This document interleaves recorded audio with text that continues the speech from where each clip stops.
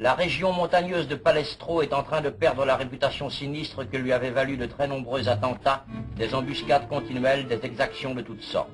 Les hameaux épars dans la montagne étaient harcelés. Dans ce bled sans route, un fusil ou une mitraillette pouvait vous attendre à chaque détour de sentier. Presque chaque jour, des civils tombaient. On a trouvé pour régler le problème une solution à peu près radicale.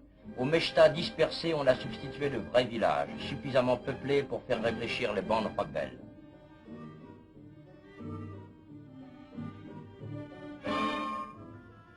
Celui-ci a nom Tazrout. C'est dans les vallées qu'on les a bâtis, ces villages, avant de les relier entre eux par de vraies routes. Les paysans n'y ont rien perdu, les terres y sont d'alluvions, beaucoup plus fertiles que celles des pentes lessivées par les érosions. Les bonnes terres sont dans les vallées. L'eau aussi. Et l'eau, c'est la vie. C'est l'hygiène, donc la santé.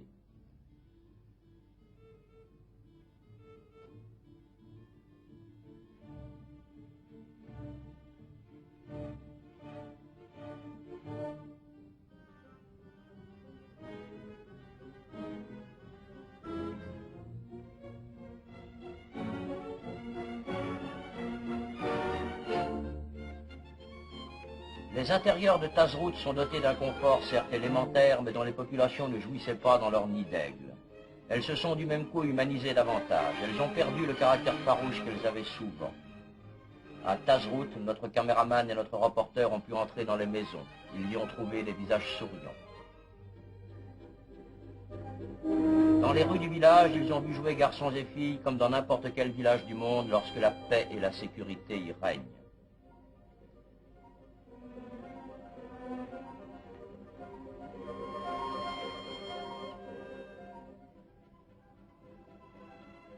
À Tazrout, comme dans chacun de ces villages de regroupement, réside un instituteur. Instruire, c'est pacifier en profondeur. Respecter des adultes pour son savoir et sa conscience, l'instituteur de Tazrout a su aussi se faire aimer de petits Kabyles à la frimousse éveillée.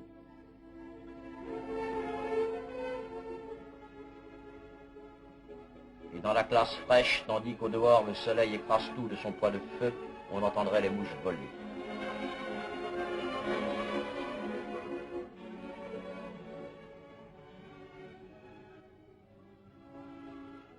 L'instituteur de Tazrout est un militaire du contingent comme dans la plupart de ces villages. Il n'y a d'ailleurs pas seul. Un autre appelé est infirmier. Soigner, c'est aussi apprivoiser. Et ce sourire en dit long peut-être. Il vaut un combat victorieux.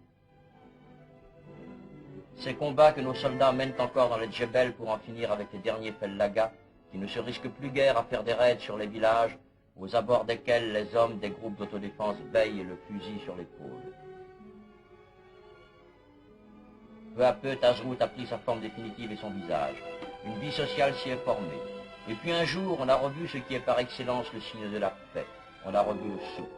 Les marchands des villes ont osé reprendre le chemin de la haute vallée pour s'y livrer au commerce. La place du village a retrouvé les discussions sans fin, sans qu'aucune grenade ou rafale ne vienne en éteindre l'animation.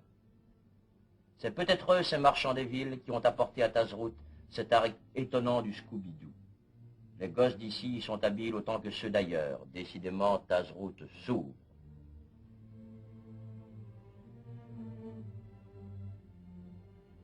Encore un regard sur ce village, Tazrout, sur lequel les hommes veillent, tandis que les femmes à la fontaine jacassent en riant devant l'eau qui coule.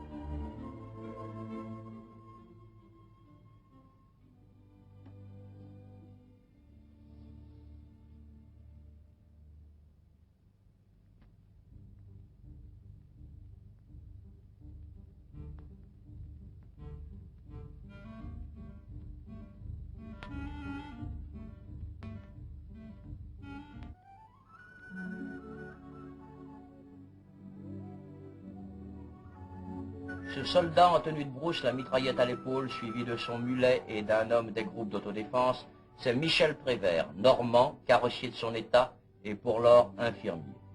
Mais un infirmier qui fait tous les métiers. Le voici qui regagne Tazrouth avec le ravitaillement de la semaine. Tazrouth, son village, comme à François Drouly, l'instituteur, né dans la banlieue de Paris. Leur village, depuis qu'on leur a demandé d'aller y vivre pour y montrer chaque jour et presque à chaque instant le vrai visage de la France.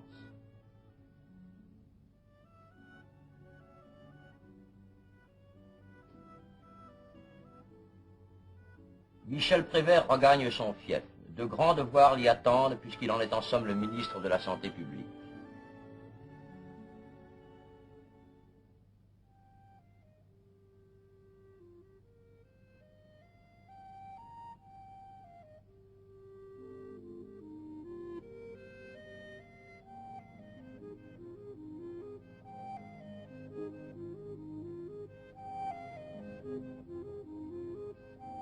Ceux de François Drouly ne sont pas moins grands et encore plus nombreux. La chicaya en fait partie. Elle se fait non plus sous un arbre, mais à l'ombre du drapeau français. On y parle de tout, du différend qu'il faut arbitrer, de la querelle à apaiser, des intérêts locaux.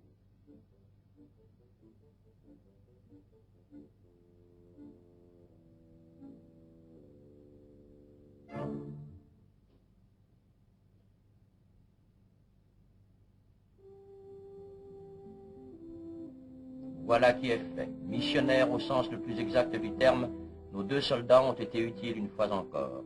Ils peuvent vaquer maintenant à d'autres besognes.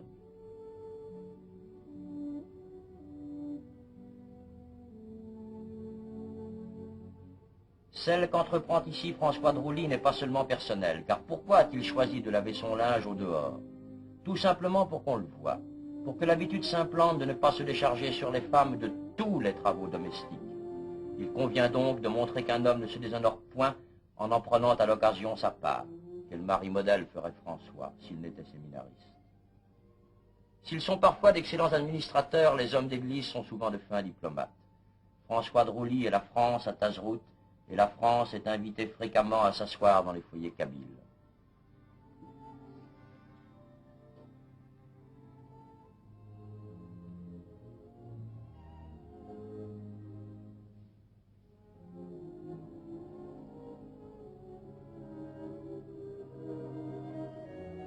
Enfin, nous allons voir l'instituteur dans l'exercice de son métier. Les enfants d'ici ne boudent pas l'école, ils sont avides d'apprendre. Mais certains parents renâclent encore. Peu à peu, les résistances cèdent, grâce à beaucoup de persuasion, avec tout de même, quand c'est nécessaire, ce qu'il faut d'autorité.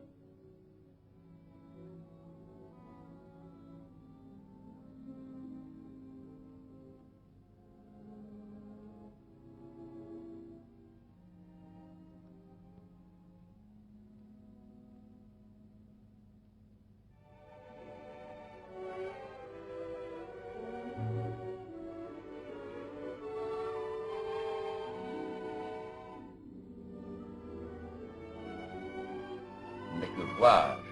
Depuis combien de jours Ali a-t-il abandonné la pratique de l'hydrothérapie, autrement que pour passer un peu d'eau très peu sur le bout de son nez? Est-ce ainsi qu'on se lave? Non, ce n'est pas ainsi. François Drouly va le démontrer.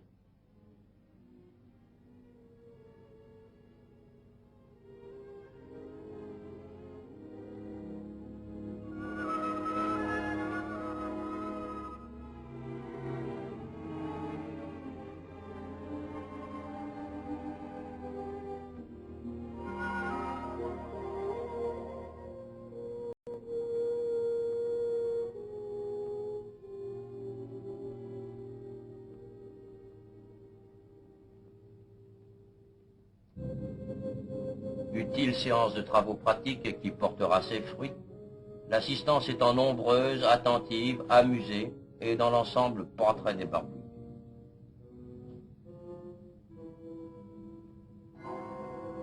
Mais voici la classe de lecture. Avouez qu'en fait de pleins et de déliés, ce séminariste en remonterait à nombre d'instituteurs brevetés. Ali au tableau. Sous l'œil attentif des élèves. Dans la classe de François Drouly, c'est connu, on ne chahute pas. Pourtant, Ahmed, qu'habite le démon de l'aéronautique, s'occupe de toute autre chose que de l'alphabet. Soit dit en passant, que pensez-vous de ce gosse capable de fabriquer seul ce modèle réduit, avec un peu de paille, un bout d'élastique et 2 coquilles d'escargot, et les moteurs tournent. Décidément, elles s'ouvrent sur le monde moderne, ces populations oubliées.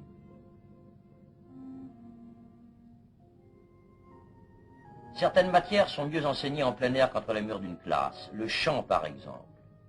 À quand le premier récital des petits chanteurs de Tazrout avec comme clou « Alouette, je te plumerai ». Et naturellement, on joue aux billes.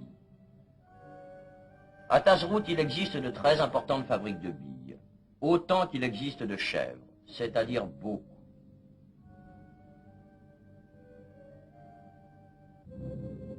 La bille tazroutine est de taille variable, mais bien ronde, d'un beau noir et dure à souhait. Elle est extraordinairement bon marché.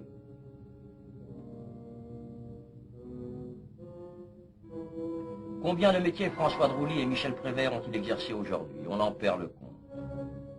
Il leur reste encore à faire celui du soldat français qu'ils sont l'un et l'autre. Les hommes empoignent le fusil, et sous la conduite de Michel, dont c'est le tour, la patrouille sort comme chaque soir. Jusqu'au jour où ce ne sera même plus utile, bientôt peut-être.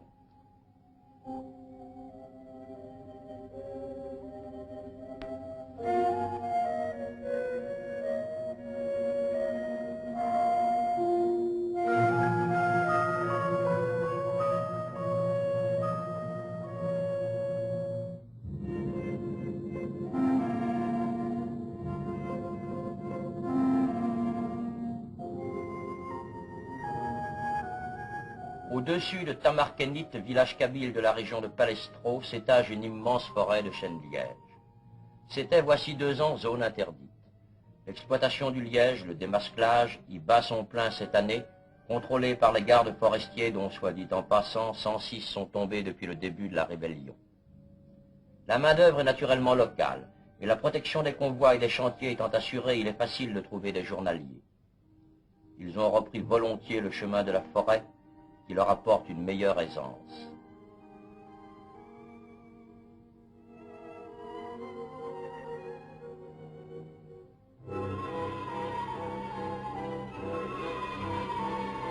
Sous la haute futaie envahie par le sous-bois parce que pendant 5 ans il fut impossible de l'entretenir, les hommes du liège mènent la vie forestière. Le liège que le monde entier utilise mais qui ne croit que sur le pourtour méditerranéen. Le liège qui forme avec la vigne et l'olivier le triptyque de la mer sacrée, suffisamment grande pour mériter le nom de mer, assez petite pour permettre à ses riverains tous les échanges, y compris les échanges de coups, prélude à d'autres échanges.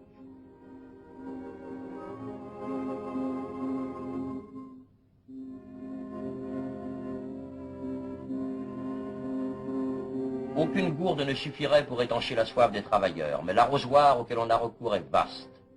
Il porte en ses flancs l'eau du torrent voisin, le meilleur des breuvages d'après certains.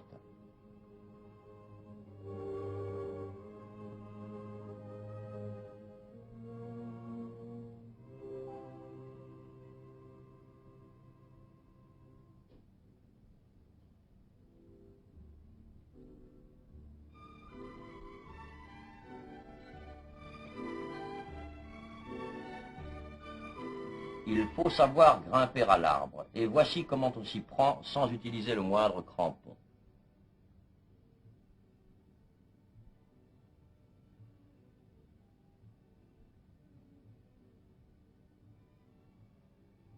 Le démascleur digne de ce nom est capable de scier des 2 mains avec la même adresse et la même vigueur. Avec la même précision aussi, car il s'agit de sentir où s'arrête l'écorce et où commence l'aubier, qu'on ne doit jamais entamer.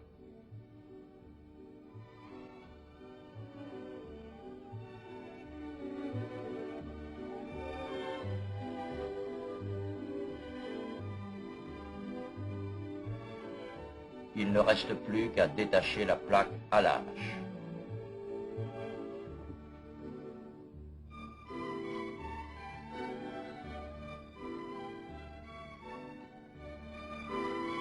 Et voilà l'objet. Qu'en fera-t-on? Que deviendra-t-il? Tel le marbre de la fontaine sera-t-il Dieu, table ou cuvette? Ni l'un ni l'autre sans doute. Mais il peut devenir bouchon, revêtement insonore ou isotherme, flotteur de filet de pêche, ceinture de sauvetage. S'il connaît la chance, il peut aller dans la Lune. car il n'est point de fusée sans liège, eh oui.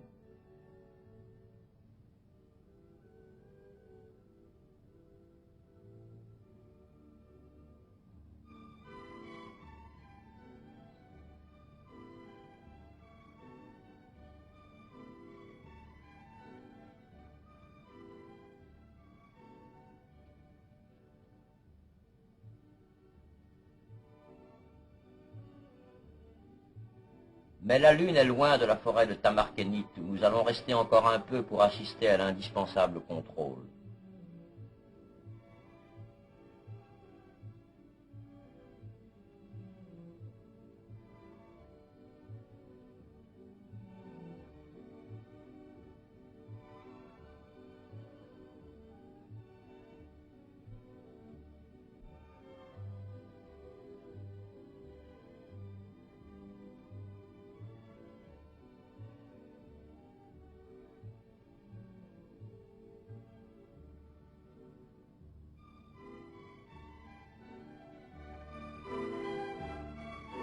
Après quoi, la pause casse-croûte, qui accompagne une bonne giclée d'un breuvage qui n'est point l'eau du torrent.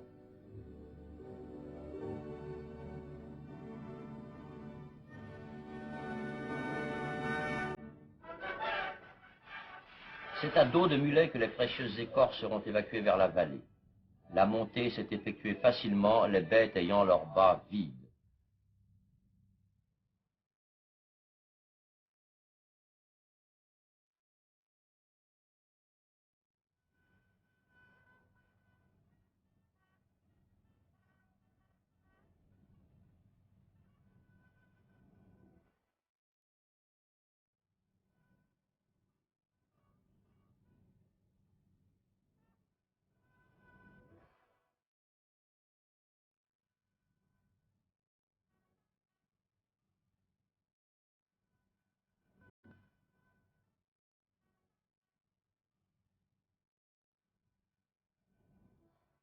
Changement à vue. Mais ne vous effrayez pas d'un tel volume et gardez-vous de saisir la Société protectrice des animaux. Bien que pointilleuse, elle vous répondrait que le liège pèse si peu, si peu. Plus difficile est la descente par le même sentier que tout à l'heure, mais avec sur le dos des bêtes ces charges plus grosses qu'elles, quoique moins lourdes. Mais ces mulets de Kabylie ont le sabot d'une sûreté extraordinaire, et capables de se redresser en plein déséquilibre après un dérapage, ils ne tombent jamais.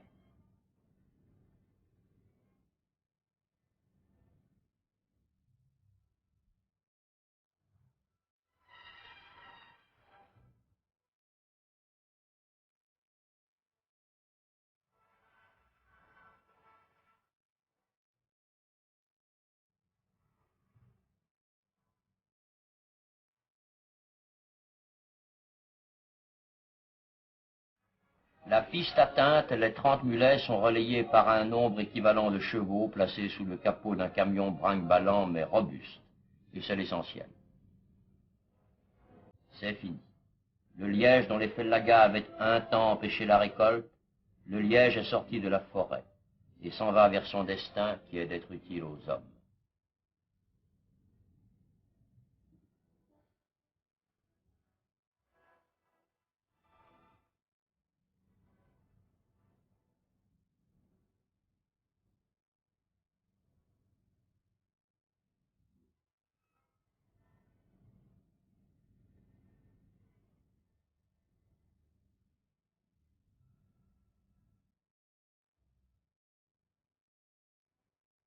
Tamarkenit, c'est le bled où est née cette jeune fille de 18 ans dont le nom de famille est Barkat et que tout le monde appelle Mimi, dans les 5 villages de Brousse où elle exerce son beau métier, celui d'assistante sociale rurale.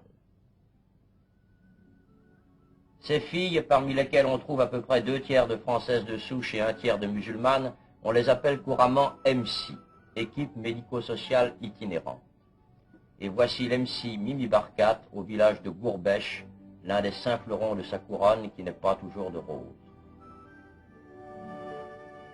Une MC doit savoir tout faire et tout faire avec le sourire. Point d'MC sans la foi, point d'MC sans un cœur gros comme ça. Il faut à ces filles qui par l'âge sont presque des enfants l'enthousiasme d'une jeunesse intacte, et à côté des connaissances précises qu'exige leur métier, ce pur sourire qui est comme la fleur de l'intelligence. Mais il s'agit ici de l'intelligence du cœur, la seule au fond. Torcher les mômes sous l'œil étonné de ces mères ignorantes, cela fait partie du travail quotidien. Faire la cuisine sous l'œil étonné de ses épouses ignorantes, cela aussi fait partie du travail quotidien.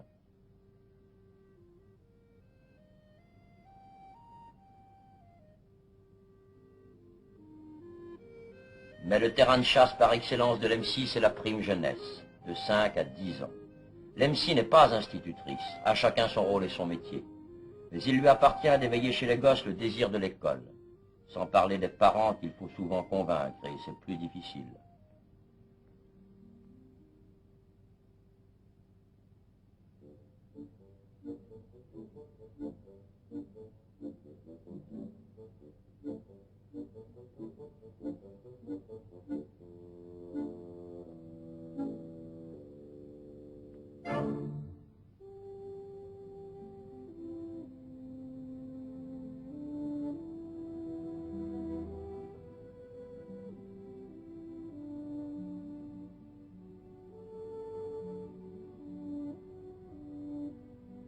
Restent les soins médicaux, qui demeurent sur cette terre où les infirmières sont rares et les médecins encore davantage, la mission essentielle des EMSI.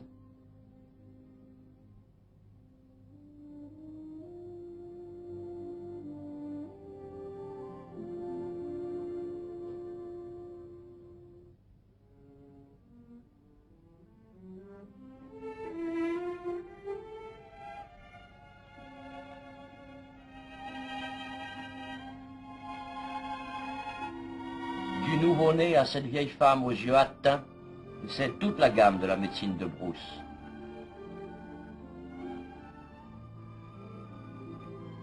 De la dysenterie au paludisme en passant par le trachome. Sans parler des petits mots qui s'attaquent à ces villageois comme à leurs frères des villes.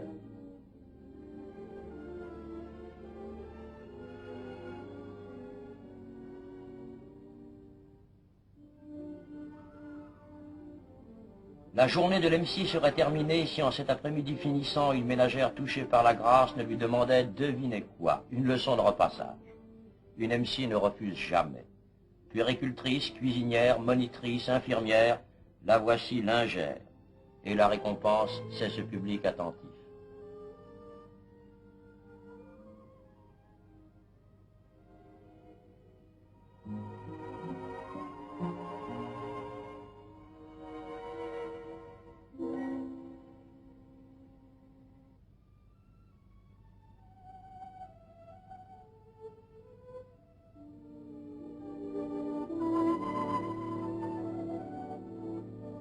Mimi Barkat aura donné beaucoup d'elle-même en cette chaude journée de Gourbèche en Kabylie.